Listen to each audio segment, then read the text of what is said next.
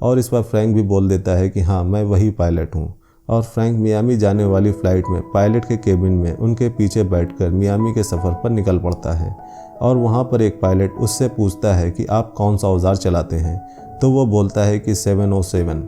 दरअसल pilot plane को अपनी कोड भाषा में औजार बोलते हैं। और ये बात फ्रैंक को तब पता चलती है जब वो कॉलेज मैगजीन के लिए पैन एयरवेज के सीनियर का झूठा इंटरव्यू लेने गया होता है।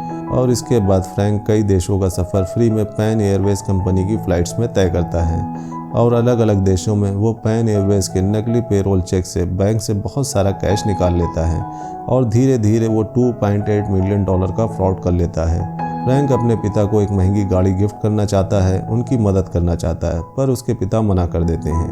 वो बोलते हैं कि मैं ये गाड़ी नहीं ले सकता, क्योंकि उन्होंने अगर ये गाड़ी ली तो वो IRS वालों यानी कि इंटरनल रेवेन्यू सर्विसेज वालों की नज़र में आ जाएंगे। और उसके पिता एक स्ट्रॉन्ग पर्सनालिटी होते हैं और वो खुद ही अपनी सिचुएशन से बाहर निकलना चाहते हैं। और अब फ्रैंक का केस FBI तक पहुंच जाता है और इस केस को हैंडल करता है कार्ल। वही प्रेजेंट में ये दिखाते हैं कार्ल ने फ्रैंक को फ्रांस की जेल से छुड़वा लिया है और वो उसे अपने साथ अपने देश ले जा रहा है ताकि उस पर कानूनी कार्रवाई हो सके। इसके बाद कहानी दोबारा से फ्लैशबैक में जाती है और ये दिखाते हैं कि कार्ल उस होटल तक पहुंच जाता है जहां पर फ्रैंक रुका होता है। और वो जब उसके रूम में जाता है तो वो उस वक्त वॉशरूम में होता है। कार्ल बोलता है कि बाहर आ जाओ FBI। और जब फ्रैंक बाहर आता है तो वो पूरा कॉन्फिडेंट होता है। वो कहता है कि अपनी गन नीचे रखो, मैं सीक्रेट सर्विस से हूँ। कार्ल कहता है कि मैं तुम्हारी ID देखना चाहूँगा और फ्रैंक अपना पूरा वॉलेट उसे दे देता है। वो इतना कॉन्फिडेंट बिहेव कर रहा होता है कि कार्ल को उस पर शक ही नहीं होता और वो उसका वॉलेट चेक नहीं करता, उसकी ID चेक नहीं करता। इसके बाद फ्रैंक उससे बोलता है कि मैं भी तुम्हारी ID चेक करना चाहूँगा और कार्ल उसको अपनी ID दिखाता है और वो उसकी ID चेक करता है। इसके बाद फ्रैंक बोलता है कि मैं ये टाइपराइटर जिससे वो चेक्स बनाता था और वहाँ पर जितने भी चेक्स होते हैं वो कहता है कि मैं इन्हें नीचे रख कर आता हूँ, क्योंकि मैं नहीं चाहता हूँ कि होटल का कोई भी एम्प्लॉय इन सब चीज़ों को देखे। और वो नीचे चला जाता है और जब वो नीचे जाता है तो कार्ल ऊपर ही होता है। वो उसका वॉलेट खोलता है, उसकी ID चेक करता है, लेकिन उसमें कोई ID नहीं होती, उसमें सिर्फ टिकट्स होते हैं। और जब वो खिड़की से बाहर देखता है तो फ्रैंक उसको बाय करता हुआ वहाँ से निकल जाता है।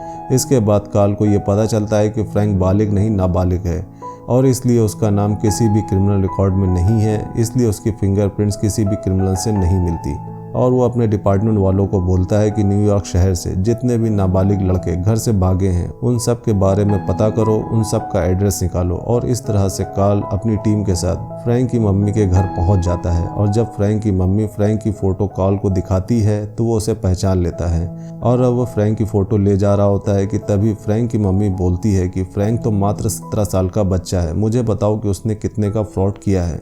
और वो अपना पर्स लेकर आती है और उससे पैसे निकाल रही होती है कि तभी कार्ल बोलता है कि 15 करोड़। और ये बोलकर वो वहाँ से चला जाता है और फ्रैंक की मम्मी भी ये सुनकर शॉक्ड हो जाती हैं।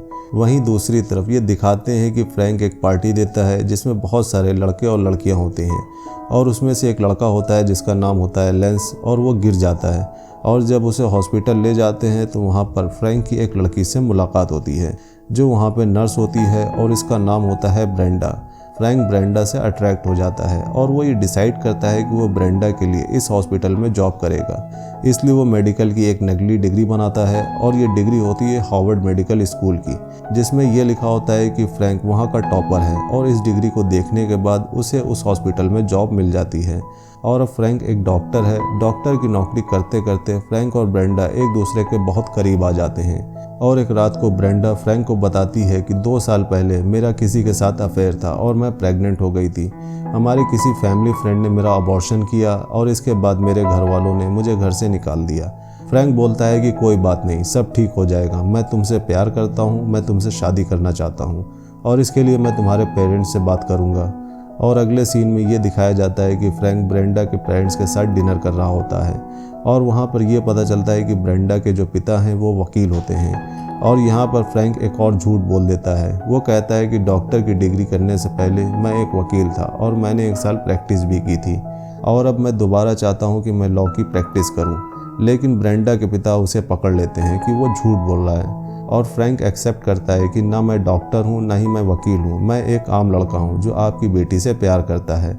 और इस बात से ब्रेंडा के पिता इम्प्रेस हो जाते हैं और वो उनकी शादी के लिए मान जाते हैं। वहीं दूसरी तरफ हमें दिखाया जाता है कि कार्ल फ्रैंक के पिता के घर जाता है और वो उनसे फ्रैंक के बारे में पूछता है, उसका एड्रेस मांगता है, लेकिन फ्रैंक के पिता साफ साफ मना कर देते हैं। वो बोलते हैं कि मुझे फ्रैंक के बारे में कुछ नहीं पता। लेकिन वहीं कागज़ों में फ्रैंक को एक लेटर मिलता है जिसमें उसका एड्रेस होता है और उस एड्रेस को कार्ल लिख लेता है और वो एड्रेस होता है अटलांटा जॉर्जिया का। और जब कार्ल उस एड्रेस पर पहुंचता है तो वहां से फ्रैंक जा चुका होता है, लेकिन उसकी डॉक्टर की डिग्री वहां पर होती है और कार्ल को ये पता चलता है कि फ्रैंक अब एक नकली डॉक्टर बन चुका है। इसके बाद क्रिसमस वाले दिन फ्रैंक कार्ल को कॉल करता है और वो बोलता है कि मैं ये सब कुछ ख़त्म करना चाहता हूँ क्योंकि मैं शादी कर रहा हूँ। लेकिन कार्ल मना कर देता है और वो बोलता है कि तुम अब तक 50 करोड़ रुपए चुरा चुके हो और अब तुम मुझसे ज़्यादा दूर नहीं हो, मैं तुम्हें बहुत ही जल्द पकड़ लूँगा।